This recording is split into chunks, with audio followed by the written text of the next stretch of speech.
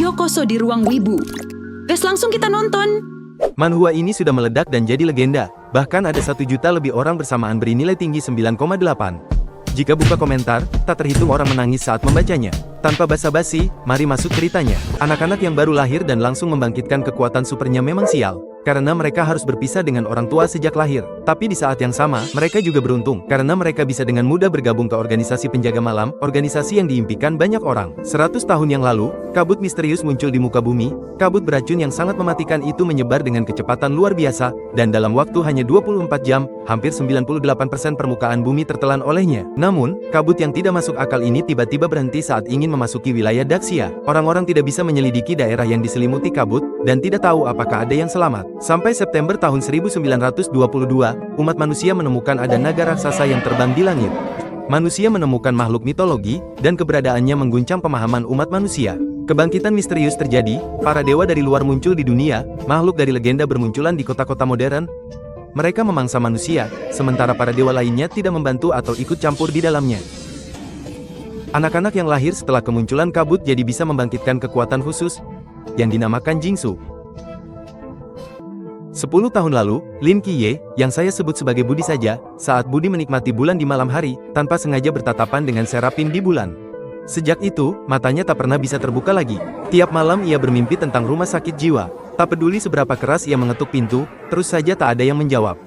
Pengalaman ini membuat Budi lelah secara fisik dan mental, sehingga ia pun mencari bantuan psikolog. Namun, sang dokter justru menganggapnya mengalami gangguan jiwa. Sepulangnya ke rumah, ia tidak memberitahu keluarganya tentang diagnosis dokter itu, karena sejak kecil ia sudah tidak ada orang tua, dan selama ini ia dibesarkan oleh bibinya dan adiknya. Saat makan, bibinya menghiburnya, mengatakan bahwa meski matanya tidak bisa sembuh, ia tetap akan merawatnya seumur hidup. Agar keluarganya tidak khawatir, Budi dengan percaya diri mengatakan bahwa matanya sudah bisa melihat cahaya, dan yakin tidak lama lagi ia akan bisa hidup seperti orang normal. Namun kenyataannya, ia sudah mencoba segala cara tapi tetap tak bisa membuka matanya. Tapi ia juga tidak berbohong, karena meski matanya tertutup, ia tetap bisa melihat segala sesuatu di sekitarnya dengan jelas. 5 tahun yang lalu, ia seolah-olah membangkitkan semacam kemampuan seperti mata batin, di mana dalam radius 10 meter, ia memiliki penglihatan mutlak, bahkan debu-debu kecil di udara pun bisa ia lihat. Malam harinya, ia kembali mencoba membuka matanya, namun tetap gagal membukanya. Betapa ia ingin melihat dunia ini dengan matanya, dan tiap kali dia berdoa, selalu teringat tatapan malaikat itu. Seorang pria menancapkan papan pengumuman. Di papan itu, tertulis 4 huruf besar yang mencolok, dilarang masuk. Pria itu berbicara ke headsetnya, 3 papan pengumuman sudah dipasang, mengisyaratkan dengan tangan kanannya. Dari telapak tangannya, energi merah mengalir dan dengan cepat masuk ke dunia virtual. Seketika, seberkas cahaya merah menembus langit, beresonansi dengan 2 berkas cahaya lainnya. Tak lama kemudian, sebuah zona terlarang berwarna merah terbentuk, 2 monster terperangkap di dalamnya. Seorang wanita perlahan melepas topinya dan berkata, operasi pembersihan dimulai. Di depan gerbang sekolah, Budi muncul dengan mata tertutup kain merah dan tongkat lunak di tangannya. Kehadirannya langsung menarik perhatian banyak orang. Adegan berganti, di ruang kelas, guru sedang memperkenalkan Budi sebagai murid pindahan. Sebelum datang, Budi sebenarnya sudah siap untuk diperlakukan buruk oleh orang-orang. Namun, di luar dugaannya, teman-teman sekelasnya justru sangat ramah menyapa dan membantunya. Hal ini membuat Budi sangat terkejut, kok tidak sesuai dengan yang dia bayangkan.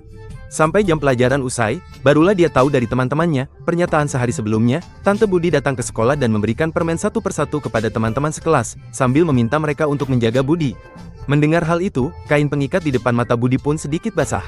Sepulang sekolah, beberapa teman bersikeras mengantarkan Budi pulang. Di perjalanan, mereka membicarakan kasus pembunuh berantai yang sedang ramai belakangan ini. Saat mereka melewati sebuah terowongan di bawah jembatan, Budi tiba-tiba mencium bau busuk. Seorang teman penasaran langsung mengusulkan masuk dan melihat-lihat. Begitu dia menyalakan senter, terlihat di depan matanya seekor monster melahap tubuh seorang wanita. Jiang Qian ketakutan terjatuh ke lantai, mulutnya berteriak minta tolong. Namun Budi tidak tahu apa yang mereka lihat, karena jika jaraknya lebih dari 10 meter, dia seperti orang buta. Saat itu, monster itu menyadari kehadiran mereka, meninggalkan mayat dan menerjang ke arah mereka. Teman-temannya langsung lari keluar, tidak pedulikan Budi yang buta. Saat monster itu mendekat, Budi akhirnya bisa merasakannya. Dia berbalik dan berlari sekuat tenaga keluar, tapi siapa sangka Jiang Qian yang ada di depannya tiba-tiba melemparkan tasnya ke arah Budi. Untungnya, Budi segera menyadari dan menunduk untuk menghindar, sehingga tas itu malah tepat mengenai kepala monster. Namun, begitu Jiang Qian sampai di pintu gua, tiba-tiba muncul monster lain yang menggigit kepalanya. Budi sampai terpaku ketakutan di tempat, dan saat bengong, monster di belakangnya menerkam. Budi segera menyadari serangan monster, dan dengan susah payah berhasil menghindari serangan. Ada monster di depan dan belakang. Dia mengangkat tongkat dan menebaskannya ke arah monster. Meskipun dia bisa menangkap jejak pergerakan monster, dia mengabaikan satu hal. Tubuhnya tak bisa mengikuti reaksi otaknya. Tak lama, dia merasakan kekuatan besar menghantam dari belakang. Budi terlempar, tongkat penuntunnya patah. Dia berjuang bangkit, namun dia menyadari monster di sampingnya sedang mencabik mayat Jiang Qian. Saat itu, Budi menyadari ada monster baru muncul di atasnya, langsung menerkamnya. Tak ada lagi tempat mundur, dia menggertakkan gigi penuh kebencian, membenci nasibnya, dibenci karena dianggap gila bertahun-tahun. Dengan susah payah dia bisa memulai hidup baru, tapi sekarang harus berhadapan dengan makhluk jelek kayak ini. Dia menggenggam erat tongkat penuntunnya, lalu berteriak penuh amarah. Aku tidak terima. Seketika, cahaya kemasan meledak dari mata Budi. Pada saat yang sama, malaikat Serapin di bulan tiba-tiba menoleh ke arah Budi. Saat itu, pita yang menutupi mata Budi perlahan jatuh dan sepasang mata yang tertutup 10 tahun akhirnya terbuka. Di saat itu, matanya bagaikan matahari, panas yang memenuhi tubuhnya. Dalam sekejap, energi emas meledak dari tubuh Budi, pilar cahaya membara memancar dari kota tua, menembus langit. Pada saat yang sama, beberapa orang berjubah merah tua melihat pilar cahaya dan terkejut. Energi ini sangat kuat, setara dengan level 5 hingga 6. Di tempat lain, pria berjubah merah tua juga mengamati Budi di layar. Ini bukan kekuatan biasa, melainkan kekuatan dewa. Dulu, hanya karena menatap langit, pemuda ini buta 10 tahun, gara-gara bertatapan dengan malaikat di bulan. Matanya tak bisa terbuka lagi. Namun kini, di ambang hidup dan mati, kedua matanya yang tersegel 10 tahun itu akhirnya kembali terbuka. Ternyata, saat itu Raja Malaikat Michael telah memberikan kekuatan yang tak tertahankan kedua matanya ketika mereka saling menatap. Berkat kekuatan inilah, di saat bahaya, ia berhasil membangkitkan kekuatan ilahi, wilayah dewa di dunia fana, dan matanya pun akhirnya kembali melihat cahaya. Namun, semua yang terjadi ini tidak menghentikan langkah para monster untuk menyerang. Mereka serempak berusaha membunuh Budi, tapi di mata Budi, semua serangan itu terasa sangat lambat. Ia hanya perlu sedikit menggerak tubuhnya untuk dengan mudah menghindari serangan-serangan itu, karena ia menyadari bukan hanya penglihatannya yang pulih, tapi juga jangkauan indera dan kecepatan reaksinya meningkat 2 kali lipat. Dalam radius 20 meter, ia bisa mengetahui segalanya. Menghadapi monster-monster yang menyerang seperti itu, dia sama sekali tidak gentar, layaknya malaikat yang suci dan tenang. Terlihat dia dengan santai memainkan setengah tongkat buta di tangannya dan melemparkan tongkat ke arah monster di depannya, menusuk mata kiri dan menembus otaknya, mengakhiri hidupnya. Namun, kepalanya tiba-tiba pusing, tubuhnya tak bisa bergerak. Dua monster lain langsung menyerangnya. Saat kritis, penjaga malam Zhao muncul, menahan tebasan monster, lalu membelah monster itu. Setelah selesai, Zhao santai berkata, "Barusan aku keren kan? Mau gabung sama kami biar sekeren aku?" Mendengar itu, Budi hanya memalingkan kepala. "Nggak keren sama sekali. Aku penakut, aku nggak mau gabung." Mendengar jawaban itu, Zhao ingin ngobrol baik-baik dengan Budi, tapi Budi kabur dengan alasan mengambil tas. Pulang ke rumah, ia bersiap tidur, tapi adiknya bertanya, "Ada apa?" Budi tersenyum tipis, "Nggak ada apa-apa, tidur sana." Setelah kakaknya naik, adiknya berkata pada anjing hitam kecil di kepalanya, "Kamu juga cium kan? Di tubuhnya ada bau darah." Berbaring, pikiran Budi melayang. Ia tahu di balik Zhao pasti ada organisasi besar. Walaupun penasaran, ada rahasia yang sekali diketahui, tak akan bisa dilepaskan. Dia tidak ingin jadi pahlawan, dia hanya ingin melindungi keluarganya yang sekarang. Setelah Budi tertidur malam itu, dia kembali lagi ke rumah sakit jiwa itu. Di gerbang utama, sudah tertulis, Rumah Sakit Jiwa Para Dewa. Dia mengulangi kebiasaannya seperti biasa, tapi kali ini dia menemukan bahwa gerbang yang selama 5 tahun terkunci itu ternyata bisa dibuka.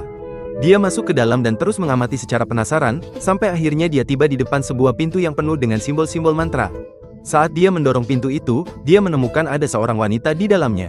Tak lama kemudian, sebuah layar muncul di hadapannya. "Pasien, Nix. Misi, bantu Nix mengobati penyakit mentalnya. Setelah pengobatan mencapai batas, kamu bisa mengambil kemampuan Nix." Melihat ini, dia tertegun. Nix kan salah satu dewa pencipta dalam mitologi Yunani, dewa itu juga bisa sakit.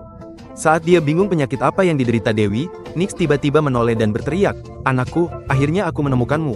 "Anakku." Mendengar itu, Budi bingung. Sejak kecil dia dibesarkan bibinya, tidak ingat siapa orang tuanya. Apa mungkin wanita ini benar-benar ibunya? Saat dia terkejut, Nix melewatinya, memeluk vas bunga di belakangnya, berbisik, "Akhirnya aku menemukanmu. Anakku yang baik." Kemudian Nix berlari ke meja, mengulangi kata-kata barusan. Budi terdiam, ternyata gangguan jiwa. Saat terbangun, hari sudah pagi. Masalah utamanya kini adalah menyembuhkan Nix. Dia segera menemukan cara. Budi pergi ke rumah sakit, mencari alasan temannya sakit, lalu ceritakan gejala Nix pada dokter. Dokter berkata, "Temanmu sakit parah, sebaiknya dirawat inap." Budi bilang dia tidak dalam kondisi untuk rawat inap. Dokter memberinya beberapa botol obat. Saat membawa obat pulang, dia berpikir apakah obat dunia nyata bisa dibawa ke mimpi? Tiba-tiba Zhao muncul. Budi refleks berbalik ingin kabur, tapi tertangkap oleh Zhao. Setelah itu, Zhao membawanya ke hotel cinta, lalu melemparkannya ke atas ranjang. Di dalam hotel, Zhao menjelaskan kepada Budi, cakupan dan karakteristik kemampuan Jingsu akan berkembang seiring dengan pertumbuhan kekuatan mental pemiliknya. Tadi malam, cahaya emas itu adalah gelombang energi Michael, dan kemampuan Jingsu kamu seharusnya juga terbangkitkan pada saat itu. Barulah Budi mengerti, kemampuan indera yang ia miliki adalah kemampuan Jingsu, sedangkan penglihatan dinamis dan kekuatan agung Serapin setelah membuka mata, seharusnya merupakan perkembangan dari kemampuannya. Saat itu, Zhao kembali melanjutkan, berdasarkan kekuatan mental, kami membagi kekuatan ini menjadi 6 tingkatan. Misalnya, jika seperti air gelas dan tidak bergerak, itu disebut tingkat pertama, jika seperti air kolam, diam tanpa bergerak, disebut sebagai tingkat kedua. Seperti air sungai yang banyak dan mengalir, itu adalah tingkat ketiga. Dan jika seperti air lautan, luas dan tak bertepi, itu tingkat keempat. Jika kekuatan mental hampir tak terbatas, luas dan dahsyat, itu adalah tingkat kelima, tak terbatas. Jika kekuatan mental tidak pernah habis dan tak terbatas, mampu menembus dimensi hingga mendekati portal lain, maka itu adalah tingkat keenam. Mendengar itu, Budi pun bertanya pada Zhao, dia berada di tingkat mana? Karena waktu itu dia bisa membunuh monster bermacam hantu itu dengan satu tebasan. Itu sangat keren. Zhao yang sedang minum air, tiba-tiba menyembur, lalu dengan canggung berkata bahwa ia sebenarnya belum membangkitkan Jingsu. Dia membunuh monster hanya mengandalkan pengalaman bertarung dan teknik bela diri. Ada 3 cara untuk mendapatkan Jingsu. Yang pertama adalah Jingsu bawaan sejak lahir. Cara kedua adalah dengan memanfaatkan benda terlarang khusus. Sedangkan cara ketiga adalah pemberian dari dewa. Beberapa dewa akan memberikan kekuatan mereka kepada manusia terpilih, menjadikan mereka sebagai perwakilan dewa itu di dunia manusia. Namun, para perwakilan ini juga akan menerima perintah dari dewa, bertindak mewakili kehendak sang dewa. Dari para perwakilan dewa yang telah ditemukan sejauh ini, kebanyakan adalah dewa jahat yang berusaha menghancurkan masyarakat manusia dan mengembalikan dunia ke dalam kekacauan. Mereka bahkan mendirikan sebuah organisasi bernama Gereja Dewa Kuno. Jadi, apa perintah yang diberikan Michael kepadamu? Kamu di pihak siapa? Mendengar itu, Budi menunjukkan ekspresi meremehkan. Aku tidak tahu apa yang dia inginkan dariku. Meskipun dia memberi perintah, aku tak akan melakukannya. Paling-paling, aku kembalikan mata ini padanya. Budi berdiri hendak pergi, tapi Zhao menarik Budi. Kamu tak penasaran organisasi di belakangku? Budi bilang dia tak mau tahu. Menurut logika novel, kalau dia tahu rahasia, harus gabung atau dibunuh. Mendengar itu, Zhao dengan kesal memukul kepala Budi, bilang mereka tentara, paling minta Budi tanda tangan perjanjian kerahasiaan. Zhao melanjutkan, kami organisasi dibentuk militer melawan invasi makhluk mitologi, namanya Penjaga Malam. Keberadaan Penjaga Malam melindungi rakyat dari penderitaan. Organisasi sebaik dan sekeren ini, bukankah cocok buat anak muda sepertimu? Jadi, kamu juga ikutlah gabung sama kami. Ini mulia dan keren banget. Aku sangat menghormati kalian, tapi aku nggak bisa ikut. Aku punya seorang bibi dan sepupu. Bibi tubuhnya sudah nggak kuat, sepupuku juga masih kecil. Mereka nggak sanggup menanggung keluarga ini sendirian. 10 tahun ini, mereka nggak pernah menganggap aku cacat. Sekarang mataku akhirnya sudah sembuh, mana mungkin aku tinggalkan mereka? Sekarang aku cuma ingin benar-benar tinggal di sisi mereka, menjaga keluarga ini. Zhao mendengarnya tersenyum, lalu menghela napas, pergilah, aku memang terlalu meremehkanmu. Setelah Budi pulang ke rumah, saat dia baru mau ganti baju untuk tidur, tiba-tiba ada sesuatu yang jatuh dari sakunya. Saat diambil, ternyata itu adalah lencana milik Zhao. Di atasnya tertulis beberapa kalimat, bla bla bla bla. Setelah Budi tertidur, ia kembali lagi ke rumah sakit jiwa. Di ruang direktur, ia memutarkan sesuatu sebentar, lalu menemukan sebuah stetoskop. Setelah itu, ia berjalan menuju ruang perawatan nomor 1, bersiap memulai terapi hari ini. Ini adalah rumah sakit jiwa satu-satunya di seluruh alam semesta. Dewi Malam Nyx, Dewa Sihir Merlin, Dewa Puisi, Sun Gokong, Gilgamesh, semuanya pasien di sini. Pasien pertama Budi adalah Nyx. Walaupun Budi telah bertanya ke dokter dan telah mempelajari mitologi Yunani, namun tak punya petunjuk mengobatinya. Tiba-tiba, Budi melihat Nyx berlutut memanggil anaknya. Budi mendapat ide. Nyx hanya merindukan anaknya hingga sakit, membayangkan semua orang sebagai anaknya. Jika ia mengikuti imajinasi Nyx, hatinya mungkin terbuka. Memikirkan itu, Budi langsung memeluk Nyx. Dengan suara pelan di telinga Nyx, Budi berkata, "Ibu, aku sudah pulang." Mendengar itu, Nyx langsung menangis sedu-sedu dan memeluk Budi erat-erat. Pada saat yang sama, sistem menunjukkan bahwa progres penyembuhan meningkat 3%, sudah mencapai syarat untuk melakukan ekstraksi kemampuan. Budi pun langsung menekan tombol ekstraksi, dan detik berikutnya sebuah roda keberuntungan muncul entah dari mana. Tak lama, roda itu berhenti pada sebuah kemampuan bernama Prajurit Bintang. Budi mengulurkan tangan dan menggenggamnya. Seketika, huruf itu berubah menjadi cahaya dan masuk ke dalam tubuh Budi. Ia merasakan kekuatan misterius dengan cepat mengubah tubuhnya, seolah-olah seluruh jiwa dan raganya dibersihkan. Keesokan harinya, setelah bangun tidur, untuk pertama kalinya Budi merasa benar-benar segar dan bugar. Ia pun keluar kamar dan menceritakan semua yang ia lihat kepada bibinya. Mendengar itu, sang bibi pun menangis haru, sementara adiknya begitu gembira sampai menari-nari dan berangkat ke sekolah. Teman-teman sekelas juga ikut senang karena Budi akhirnya bisa melihat Budi merasa bersyukur akhirnya bisa menjalani hidup seperti orang normal. Namun, setelah pulang ke rumah malam itu, ia malah mendapati Zhao muncul di rumahnya. Budi sempat tertegun, lalu bertanya, bagaimana kamu bisa menemukan rumahku? Zhao mengayunkan lencana di tangannya. Berkat benda yang di saku kamu ini bisa melacak lokasi. Budi hanya berkata pelan, aku tidak akan bergabung dengan penjaga malam. Saat itu juga, Zhao mengeluarkan segepok uang dan menyerahkannya pada Budi. Aku tahu, kali ini aku datang bukan untuk itu. Melihat Budi, Zhao teringat dirinya sendiri. Ia kehilangan ayah sejak kecil, ibunya bekerja keras menghidupinya. Setelah dewasa, ia bisa hidup tenang sebagai pejabat desa, tapi tetap memilih jadi tentara meski ditolak ibu, lalu ia bergabung jadi penjaga malam. Sejak itu, ia jarang bisa pulang, tapi tak menyesal, karena ia memikul misi melindungi umat manusia. Namun, Budi memilih keputusan berlawanan demi keluarga. Itu membuat Zhao teringat dirinya yang dulu, sehingga ingin memberikan uang ini agar Budi bisa berbakti pada orang tuanya. Budi langsung menolak uang itu. Dia bilang sekarang dia sudah bisa melihat dan punya kemampuan untuk menghidupi keluarganya. Melihat hal itu, Zhao hanya tersenyum, lalu bangkit dan pergi. Namun, tepat saat Zhao hendak pergi, ia tiba-tiba menerima laporan darurat, anggota lain menemukan jejak darah Raja Topeng Hantu. Dari jejak darah itu, diperkirakan Raja Topeng Hantu kemungkinan besar melarikan diri ke kota tua atau pusat kota. Zhao segera mengatakan bahwa dirinya sudah berada di kota tua dan Hon Ying sudah membawa orang-orang menuju ke arahnya. Tugas mereka adalah mengevakuasi warga kota tua, sementara kapten membawa pasukan utama ke pusat kota. Lalu lintas di pusat kota sangat padat, jika Raja Topeng Hantu muncul di sana, akibatnya akan sangat fatal. Zhao berpikir, apa karena penduduk kota tua sedikit, jadi tak apa-apa? Zhao tidak puas, tapi lawan bicaranya melanjutkan, kalau Raja Topeng Hantu pergi ke tempatmu, jangan bentrok langsung dengannya. Kamu bukan lawannya, jebak dia dengan wilayah tanpa batas. Meski tidak terima, sebagai tentara, Zhao patuh. Dia tahu wilayah tanpa batas tidak bisa menahan Raja Topeng Hantu, tapi tetap mengambil alatnya dari mobil, lalu bergegas menuju kota tua. Tanpa sadar, dia kembali tiba di bawah apartemen Budi. Dia sempat berpikir, mungkin keluarga Budi sedang makan malam. Tapi tiba-tiba, dia mencium bau busuk mayat. Akhirnya, dia memusatkan pandangannya pada sebuah penutup saluran air di mana bau busuk mayat yang terus-menerus keluar dari sana. Dia tahu, kali ini dia benar-benar kena sial. Dia segera melapor bahwa dia telah menemukan Raja Topeng Hantu, sambil bersiap-siap dengan alat wilayah tanpa batas. Di saat yang sama, suara peringatan langsung terdengar di alat komunikasinya. Suara di radio terdengar, seluruh tim sedang bergerak menuju ke kota tua, paling lama 10 menit lagi akan sampai. Jangan bertarung langsung dengan Raja Topeng Hantu, cukup jebak dia dengan wilayah tanpa batas. Bagaimanapun juga, jangan bertarung dengan Raja Topeng Hantu. Korban akibat hal-hal misterius terus terjadi setiap saat. Kita para penjaga malam bukan dewa, kita tidak bisa selamatkan semua korban. Jika ada yang terluka atau tewas karena Raja Topeng Hantu, sebagai anggota senior, kamu sama sekali tidak boleh mengorbankan diri. Saat Zhao sedang bersiap menggunakan wilayah tanpa batas, Raja Topeng Hantu tiba-tiba muncul dari bawah tanah. Saat itu, Zhao berbicara ke earphone-nya, Siang Nan, kau masih ingat janji yang pernah kita buat? Kali ini, di belakangku memang tidak ada jutaan orang, tapi di belakangku ada seluruh dunia anak itu. Begitu perkataannya selesai, Zhao langsung mengangkat pedangnya dan bertarung habis-habisan dengan Raja Topeng Hantu. Pada saat yang sama, Budi yang sedang makan malam menyadari bahwa Xiao Hei menggonggong di balkon.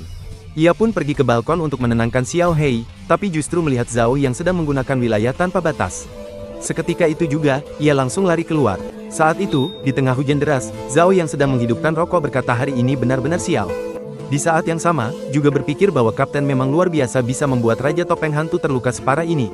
Tapi, namanya monster meski terluka parah tetap saja masih kuat, apalagi Zhao hanyalah manusia biasa. Melihat Raja Topeng Hantu yang menyerang dia lagi, Zhao kembali mengangkat pedangnya dan maju, tapi perbedaan kekuatan mereka terlalu besar. Dia sama sekali tidak bisa menembus pertahanan Raja Topeng Hantu. Hanya dengan satu gerakan, Zhao sudah terpental jauh. Detik berikutnya, Raja Topeng Hantu mengeluarkan raungan, sebuah wajah hantu yang menyeramkan muncul di bawah kakinya. Wajah Zhao langsung berubah, skill Jingsu nomor 76, Topeng Hantu menghadap tanah. Begitu Topeng Hantu itu muncul, Zhao langsung merasa pusing dan matanya berkenang-kenang. Dalam sekejap, Zhao sudah menerima beberapa serangan dari Raja Topeng Hantu. Dia tahu, kalau begini terus, dirinya pasti mati. Kemudian, Zhao menemukan cara untuk menghadapinya. Ia menarik napas, menutup matanya, dan menggunakan indranya untuk merasakan segalanya. Ia berdiri di sana seperti patung, seolah tidak menyadari bahwa Raja Topeng Hantu diam-diam berada di belakangnya. Raja Topeng Hantu siap menghabisinya, Zhao tiba-tiba berbalik dan menangkis. Meski berhasil menahan serangan mematikan itu, terpental beberapa meter ke belakang. Zhao tiba-tiba tertawa, tawanya penuh ejekan, kalau aku punya skill Jingsu, kamu udah mati dari tadi. Raja Topeng Hantu mengerti, ia marah dan langsung menerjang Zhao. Zhao menghindar, lalu memanfaatkan kesempatan ini untuk menebas leher Raja Topeng Hantu. Namun, pedangnya tersangkut. Raja Topeng Hantu, dengan satu pukulan membuat Zhao terlempar jauh. Zhao tiba-tiba teringat hari pertamanya bergabung dengan penjaga malam. Lencana yang peroleh adalah simbol penjaga malam, jurus pamungkas terakhir. Lencana itu bisa membakar seluruh nyawa seseorang. Sebagai gantinya, kekuatan mentalnya akan meningkat drastis. Meskipun tanpa Jingsu, lencana itu bisa membangunkan Jingsu kamu di titik terakhir hidupmu. Zhao yang tenang pun mengeluarkan lencananya saat ini. Dia sudah pasrah, dia bangkit dari lantai, tampaknya sudah saatnya. Tiba-tiba, dari luar wilayah tanpa batas terdengar suara pukulan marah. Zhao, aku tahu kamu di dalam. Cepat biarkan aku masuk. Suara Budi semakin mendesak, namun Zhao langsung menolaknya. Bocah, cepat pulang sana. Ini adalah Raja Topeng Hantu, bukan sekedar manusia bertopeng hantu. Levelnya 2 tingkat di atasmu. Tenang saja, selama ada aku di sini, makhluk ini tak akan bisa melukai satu helai rambut pun dari keluargamu. Selesai berkata, ia mengeluarkan lencana itu dan menusuknya ke lehernya sendiri. Seketika, auranya menjadi tajam, mata menjadi merah. Zhao yang tenang pun menjadi diam dan melompat dengan lincah. Setelah itu, ia hanya mengayunkan pedangnya dengan ringan, langsung memotong lengan Raja Topeng Hantu. Melihat Raja Topeng Hantu yang kesakitan, Zhao tertawa terbahak-bahak. Aku sudah tahu, aku, Zhao, memang jenius. Raja Topeng Hantu kembali menggunakan jurus topeng lantai, berusaha menjebak Zhao. Tapi Zhao yang sekarang sudah jauh berbeda dari sebelumnya. Ia hanya mengayunkan pedangnya dengan ringan dan topeng lantai itu dengan mudah dipecahkan seperti kaca. Namun, pada saat itu, tiba-tiba jantung Zhao terasa nyeri hebat, waktunya sudah tidak banyak lagi. Dia harus menyelesaikan pertarungan ini dengan cepat. Ia mengerahkan seluruh kekuatannya dan kembali bertarung sengit dengan Raja Topeng Hantu, dengan jelas merasakan kekuatannya sendiri semakin menipis. Setelah beberapa kali menerobos serangan hantu, Zhao berhasil menebas leher Raja Topeng Hantu. Raja Hantu pun hancur menjadi potongan daging. Namun, Zhao juga terpukul oleh serangan Raja Topeng Hantu hingga terlempar jauh. Baru saja Zhao berusaha bangkit dari lantai, ia langsung memuntahkan darah hitam, tapi anehnya sama sekali tidak merasa sakit. Selama Raja Topeng Hantu belum mati, ia tidak boleh tumbang. Tiba-tiba terdengar suara ledakan keras dari belakang Zhao. Ia melihat dengan kaget, wajahnya seperti melihat hantu. Bagaimana kau bisa masuk? Budi dengan santai merapikan rambutnya. Aku cuma menatapnya sekali, udah langsung bisa masuk. Setelah itu, Budi hendak berjalan ke arah Raja Topeng Hantu, biar aku bantu kamu. Namun Zhao langsung berdiri dan menghalangi Budi di depannya. Minggir, Budi baru saja ingin bicara, tapi tiba-tiba melihat luka Zhao sudah begitu parah. Zhao tersenyum dan berkata, biar ku tebas sekali lagi. Setelah tebasan ini, baru kau bantu aku juga tidak telat. Zhao menarik napas dalam-dalam, menggenggam pedangnya. Nak, kau harus lihat baik-baik tebasan ini. Tebasan ini pasti keren banget. Dengan tekad kuat, ia melancarkan jurus cahaya bulan. Sebuah sabit bulan raksasa berwarna merah tiba-tiba muncul, menebas kepalanya Raja Hantu hingga terlempar ke lantai. Setelah itu, Zhao pun langsung tumbang. Ia mengangkat kepala dan tersenyum tipis. Tak sia-sia, sebelum mati aku sempat merasakan kekuatan Jingsu. Aku berhasil melakukannya. Budi berlinang air mata, tebasan barusan itu keren banget. Lebih keren dari siapapun yang pernah kulihat.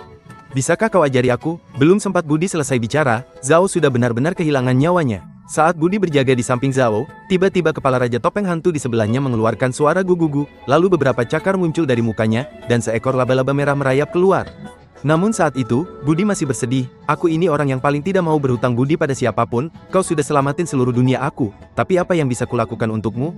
Pada saat yang sama, Raja Topeng Hantu di belakang Budi ternyata belum mati. Tubuhnya perlahan-lahan mendekati, tiba-tiba, Budi mengambil pedang Zhao. Dia menoleh ke Raja Topeng Hantu, matanya menyala api emas. Budi mengaktifkan skill yang dia dapat dari Nyx, dan dengan mudah menghindari puluhan serangan Raja Topeng Hantu, lalu mencari celah dan menusuk pedang ke wajah hantu di dada Raja Topeng Hantu. Namun, perbedaan kekuatan terlalu besar, serangan Budi tidak mampu melukainya. Melihat satu tebasan tak cukup, dia membabi buta menebas dan menusuk berkali-kali, 100, 1000 kali, mengerahkan seluruh tenaga, tebasan demi tebasan menghantam wajah hantu itu, menyaksikan tubuh Raja Hantu perlahan hancur. Pada serangan terakhir, cahaya emas melegap, tubuh Raja Hantu lenyap. Setelah itu, ia simpan pedang Zhao, mengikatnya di tubuhnya, lalu memanggul jasad Zhao di punggungnya. Dengan tekad ia bersumpah, kau menyelamatkan duniaku, duniamu kujaga 10 tahun. Tak tahu sudah berjalan berapa lama, anggota penjaga malam berdatangan, melihat jasad Zhao, semuanya tertegun. Budi, air matanya bercampur hujan mengalir, kemudian berteriak sekuat tenaga ke langit. Hari esoknya, di kantor tim penjaga malam, Budi menceritakan proses kematian Zhao di medan perang, menyatakan dirinya perwakilan Malaikat Merah Mikael, ingin bergabung dengan penjaga malam selama 10 tahun. Mendengar itu, Chen berkata, penjaga malam bukan komunitas relawan, sekali bergabung tidak bisa keluar. Jadi soal 10 tahun yang kau sebutkan, aku tidak bisa setuju. Budi tersenyum, aku hanya memberitahumu, bukan bernegosiasi. Jadi terserah saja, terima atau tidak. Mendengar itu, Chen juga tersenyum, oke, 10 tahun lagi, kalau kamu memang mampu, silakan keluar sendiri dari penjaga malam. Tapi kalau mau keluar lewat jalur resmi, tidak ada jalannya. Budi mengangguk dengan santai, 10 tahun lagi, aku bisa keluar atau tidak, itu masalahku. Mendengar jawaban Budi yang begitu nekat, Chen pun terkejut. Setelah itu, Budi harus menjalani pelatihan intensif, jadi harus sementara tinggal di rumah Kapten Honying, dan meminta rekan-rekannya membawa gaji yang sudah dia dapat untuk diberikan kepada bibinya. Dewi ini melahirkan 3.000 anak, sehingga mengalami gangguan mental dan terus-menerus dirawat di rumah sakit jiwa.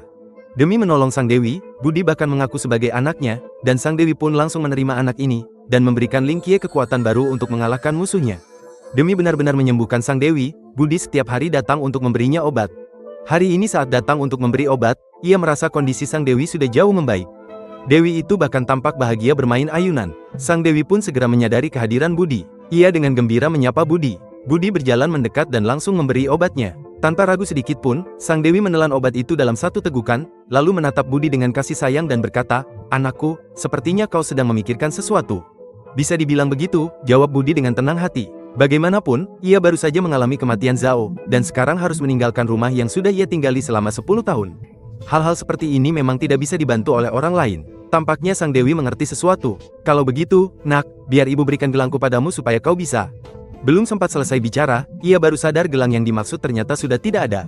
Sang Dewi berpikir sejenak, lalu teringat bahwa gelang itu telah dimenang pergi oleh seorang gadis kecil. Mendengar kabar itu, Budi terkejut dan bertanya, "Kalian tanding apa? Bagaimana dia bisa membawa gelangmu?" Sang Dewi menjelaskan dengan tenang, "Dia bertanding perciptaan denganku. Kalau aku menang, dia akan mengembalikan anakku padaku. Tapi kalau aku kalah, aku harus memberikan gelang kepadanya." Budi semakin terkejut. Seorang gadis kecil ternyata bisa mengalahkan Dewi, pencipta dunia dalam hal mencipta. Siapa sebenarnya dia? Budi pun terus bertanya tentang nama gadis itu. Sang Dewi kembali berpikir sejenak, lalu berkata, "Sepertinya dia Margaji." "Oh iya, dia juga meninggalkan surat untukmu di sini. Coba kamu cari." Mendengar itu, Budi langsung mulai mencari-cari di rumah sakit jiwa. Akhirnya, di bawah meja tulis, ia menemukan selembar kertas. Begitu ia melihat isinya, ekspresinya langsung jadi aneh. Isi kertas itu berbunyi, "Untuk seseorang, aku tidak tahu siapa kamu, tapi aku tahu kamu pemilik tempat ini. Saat kamu membaca surat ini, mungkin sudah beberapa tahun berlalu. Jangan mengejek tulisanku yang jelek, soalnya aku masih kecil, maaf ya. Aku sempat masuk ke rumah sakitmu sebentar, tapi karena aku sudah mengembalikannya, jangan marah padaku ya. Oh iya, aku juga meminjam beberapa barang dari pasienmu. Nanti kalau aku ketemu kamu lagi, pasti aku kembalikan. Terakhir, mau kasih tahu, di bawah tempat ini masih ada satu tempat lagi. Kalau aku sudah besar, aku pasti akan mencarimu, orang asing, karena kamu adalah harapanku untuk pulang. Bye-bye, Jinian." Melihat surat ini, Budi langsung sadar bahwa rumah sakit jiwa ini masih menyimpan banyak rahasia. Di bawah ruangan ini, ia menemukan lorong rahasia. Setelah masuk ke ruang bawah tanah, ia sadar ada penjara. Tiba-tiba, ia melihat Raja Hantu yang ia bunuh di penjara itu.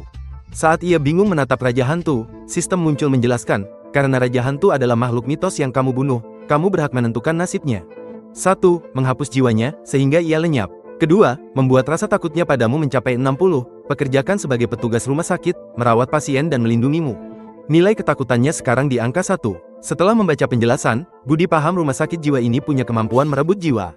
Sepertinya, selama makhluk mitosku bunuh, mereka akan ditahan di sini. Kalau aku membunuh dewa, dewa itu bisa jadi petarungku." Tiba-tiba Raja Hantu mengaum. Mata Budi bersinar emas, Raja Hantu langsung ketakutan hingga berlutut memohon ampun. Meskipun nilai ketakutan Raja Wajah Hantu sudah mencapai 60, Budi tetap memusnahkan jiwanya karena dia membunuh idolanya Budi. Keesokan harinya, Budi ke dojo, memulai pelatihan khusus sebulan. Kapten memberinya pedang, berkata dia bisa memiliki pedang setelah lulus pelatihan khusus, sementara pakai pedang ini dulu. Budi menatap pedang itu, ternyata itu pedangnya Zhao. "Kamu orang dia pilih, jadi pedangnya kamu jaga dulu. Mari mulai berlatih pedang." Rekannya langsung memulai pelatihan khusus. Seperti yang diduga, Budi tidak mampu melawan dan dipukuli habis-habisan. Saat siang, rekannya bantu balut luka Budi dan menasihatinya jangan terlalu beban. Dulu, waktu pertama kali dia latihan dengan kapten, dia juga dipukuli sampai terbaring semalaman. Saat mengobrol, mereka pun membicarakan soal Jingsu. Budi mengatakan bahwa ia bisa merasakan segala sesuatu di dalam radius 20 meter.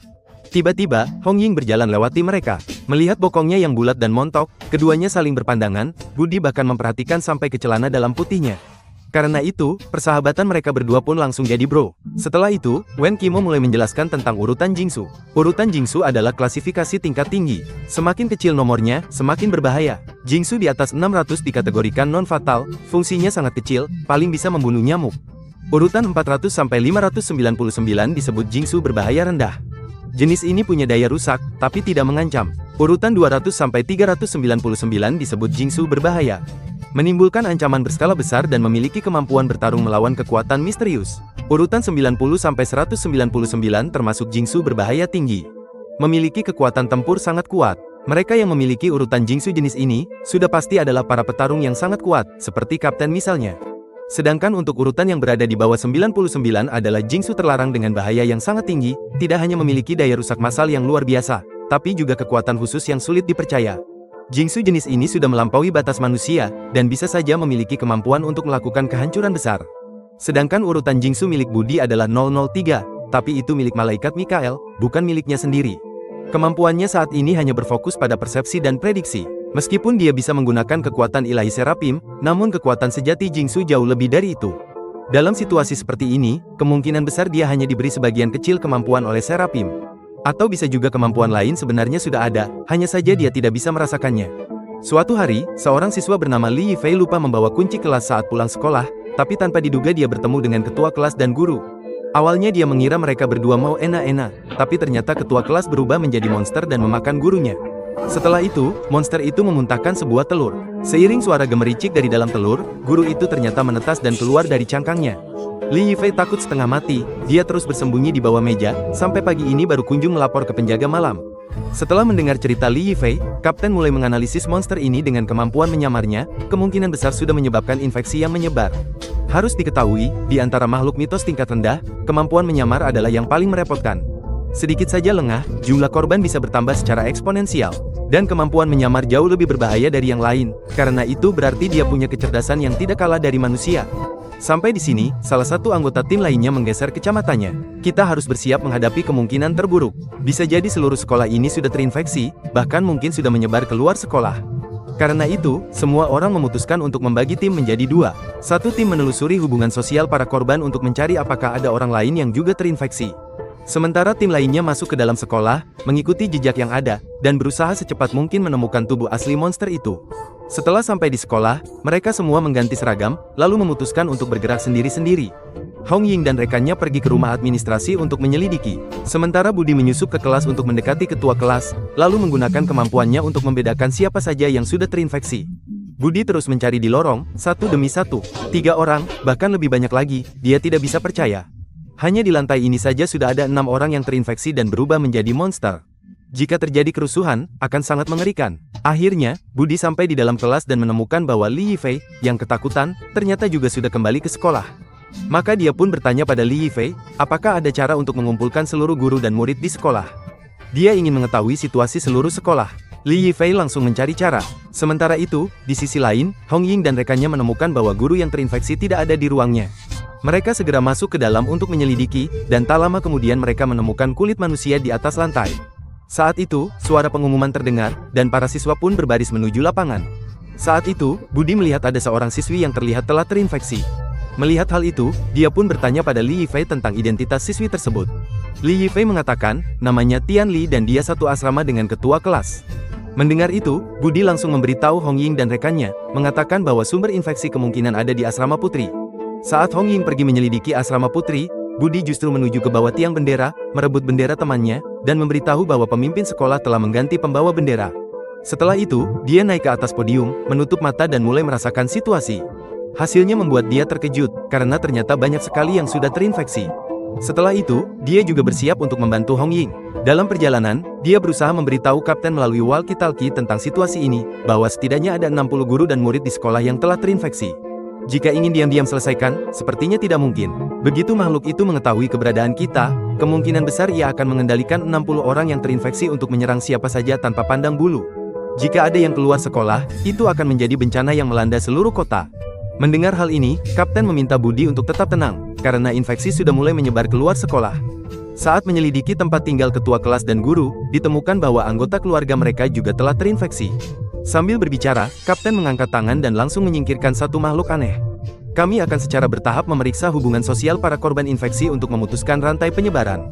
Urusan di sekolah aku serahkan pada kalian. Kalian harus menemukan makhluk itu dan menyingkirkannya secepat mungkin. Selain itu, aku akan meminta Leng Xuan untuk membuka domain tanpa batas, supaya monster-monster di sekolah tidak bisa melarikan diri, jadi kalian bisa membasmi mereka dengan tenang. Budi pun mengerti, lalu segera menuju asrama putri untuk bertemu dengan Hong Ying. Dia memberitahu Hong Ying bahwa upacara bendera sudah selesai lebih awal, dan sekarang ada yang kembali ke asrama. Perlu aku naik ke atas untuk membantu kalian? Tanya Budi. Hong Ying tertawa santai. Nggak perlu, kamu juga diam di sekolah aja. Jangan sampai yang terinfeksi membunuh siswa lain. Aku bisa urus sendiri. Baru saja Hong Ying selesai bicara, ia sudah bertemu dengan siswi-siswi yang menatap dadanya dengan kagum. Siswi-siswi itu langsung bisa menebak kalau mereka bukan murid sekolah ini. Jadi mereka pun bertanya, kalian dari kelas berapa? Hong Ying asal menjawab, lalu mencari alasan untuk meninggalkan para siswi itu. Wajah siswi langsung berubah masam. Siswi menghampiri mereka berdua, kakak cantik banget, fitur wajahnya bersih, kulitnya mulus, benar-benar iri. Sambil bicara, beberapa siswi itu mulai meraba-raba mereka. Saking cantiknya, rasanya pengen langsung dimakan. Begitu selesai bicara, mereka pun memperlihatkan wujud asli mereka sebagai monster, lalu langsung menerkam Hong Ying dan temannya. Melihat itu, Hong Ying justru senang, ia langsung menggerakkan tangannya. Setelah itu, sebuah tombak panjang muncul di tangannya. Ia hanya mengayunkan sekali, satu monster langsung mampus. Dua monster lainnya sampai melongo, sangat kaget. Setelah itu, ia memutar tombaknya dan kembali mengayunkannya. Dua monster langsung hangus terbakar api. Saat itu, di ujung koridor muncul satu orang terinfeksi. Ketika Hong Ying bersiap menyerang, tiba-tiba muncul banyak orang terinfeksi yang mengepung mereka. Melihat itu, Hong Ying menjadi dingin. Ayo, makin banyak makin bagus. Tak lama kemudian, terdengar ledakan dari asrama putri. Dan di kelas sedang berlangsung pesta cinta, si jagoan sekolah membawa susu dan menyatakan cinta pada Han Ruoruo, dan Ruoruo langsung setuju, mengajak si jagoan sekolah bertemu di hutan kecil setelah pulang sekolah. Saat si jagoan sekolah gembira, tiba-tiba Budi menepuk meja dan berdiri. Ruoruo, sebenarnya aku juga suka kamu, mau nggak jadi pacarku? Seketika saja, seluruh teman sekolah langsung heboh melihat kejadian itu. Han Ruoruo malu-malu menjawab, baiklah, aku juga setuju. Jagoan sekolah bingung, baru kali ini pernyataan cintanya dipotong. Budi langsung berdiri, kalau gitu nanti ketemu setelah pulang sekolah ya. Saat ini, asrama putri kacau. Leng Xuan juga sudah mengaktifkan domain tanpa batas. Sekolah rusuh, siswa berlarian. Budi bukannya kabur, malah mengeluarkan pistol dan pisau, membunuh siswa di kerumunan. Namun semua itu demi melindungi siswa, karena yang ia bunuh sebenarnya monster. Baru saja Hong Ying selesai membersihkan siswi yang terinfeksi, mereka langsung bertemu seorang guru yang narik mereka berdua untuk kabur. Katanya di sini sangat berbahaya, harus segera pergi. Tiba-tiba, sebuah peluru menembus dada guru itu, dan detik berikutnya, sang guru berubah wujud aslinya sebagai monster. Saat mulut besarnya hampir menggigit Xiaonan, Budi langsung melompat 7 tangga dalam satu langkah, menembak 2 kali ke paha monster dan kepalanya. Hong Ying yang baru sadar pun menghela napas lega. Untung kamu datang tepat waktu, kalau tidak Xiaonan pasti dalam bahaya. Lalu, ketiganya mulai berdiskusi tentang lokasi tubuh asli monster itu. Budi pertama-tama menganalisis, secara logika, seharusnya masih ada di asrama putri. Tapi sekarang semua monster di gedung ini sudah kalian bersihkan. Jangan-jangan dia sudah sadar dan kabur duluan? Tiba-tiba, Xiaonan menunjuk ke atas dengan gugup dan berkata, kalian lihat itu apa? Budi dan Hong Ying pun mendongak dan melihat seekor monster berkepala ular. Melihat itu, mereka berdua langsung mengejarnya, dan akhirnya sampai atap, barulah mereka melihat wujud asli monster itu. Terlihat monster itu berdiri di atap, bersiap-siap mengeluarkan jurus andalannya. Seketika mereka dibuat pusing dan limbung, dan monster itu pun memanfaatkan kesempatan untuk melarikan diri. Pada saat yang sama, para siswa terinfeksi yang bersembunyi di kerumunan semua berubah jadi monster, para siswa lain pun sibuk melarikan diri, tapi terhalang oleh sesuatu. Gimana menurut kalian? Judul manhwa ini adalah ceritanya makin lama makin seru dan penuh konflik. Tahu kalian mau aku lanjut rekapnya? Komentar aja, lanjut. Kalian juga bisa baca sendiri manhwa ini lewat link yang ada di deskripsi. Jangan lupa like, subscribe ya, biar aku tahu kalian suka konten seperti ini. Mata neh!